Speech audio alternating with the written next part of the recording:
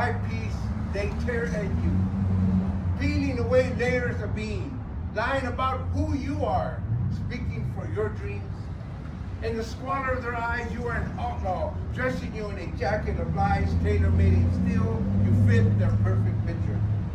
Take it off, make your own mantle, question the interrogators, eyeball the death in their gaze.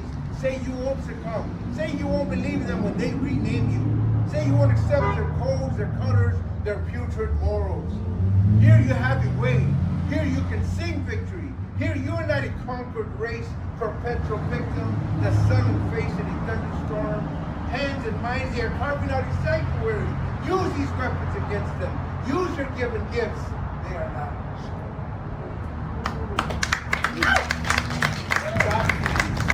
Sought Navy or the home of one.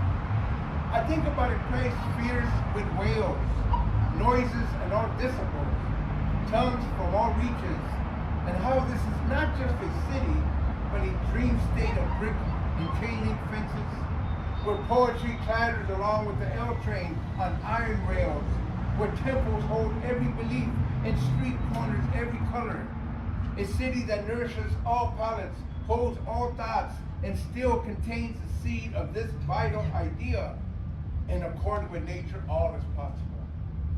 This is a city that's steam built, that muscle and sweat solidified into a church of organized labor, where a swampy onion field in a few generations could become home to the brightest and most jagged skyline, where fossil fuels are holy water and smokestacks and silos remain as soothsaying monuments to industry. You know what it is. It's called Heavy Blue Veins, Watts, 1959.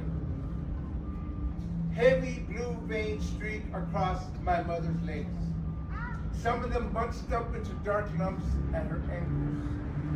Mama periodically bleeds to relieve the pain. She carefully cuts the engorged veins with a razor and drains them into a porcelain-like metal pail called a dina.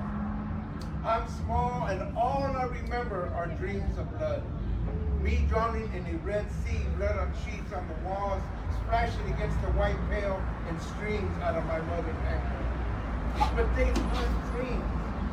It is Mama, leading into day, into night, leading a burst of memory of my mother, my blood by the side of the bed, me on the covers, and her slicing into a black vein and filling the pail into some dark, forbidding red lines onto paper, so lines break free like birds in flight. To fashion words with hair, links and links of it, washed with dawn's rusty drizzle. I yearn for motorline words, speaking in their own boasting tongues, not that diminished, frightened stammering of my childhood, but to shape scorching syllables with midnight dust. Words that stood up in beds, danced merengues and cumbias, then incinerated the belly like a shivering habanero. Words with a spoonful of tears, buckshot, traces of garlic, cilantro, aerosol spray, and ocean froth. Words that guffawed, tarnished smooth faces, and rum sung out of silence. Words as languid as a woman's stride, as severe as a convict's gaze, herniated like a bad plan, soaked as in a summer downpour. I aspire to walk inside these words in 2019. Soaking wet from picketing in 10 hours of rain.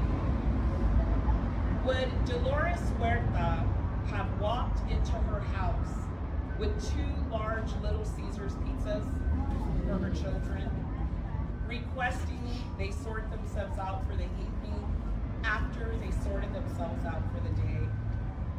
I kick off my muddy boots, peel wet clothes off of my skin, slip into lavender bath, crawl into soft bed at 7 p.m. to sleep until the next morning.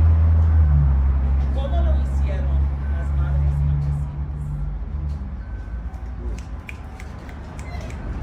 They're not.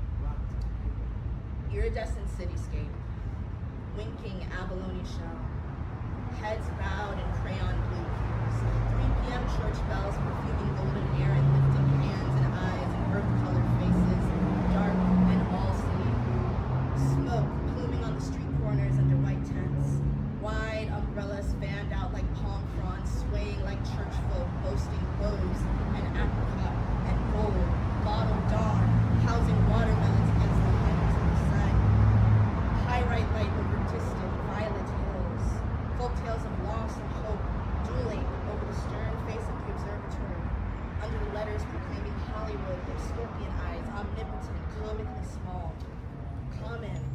black and brown shins, held towards singing opaque skies, majesty in motion.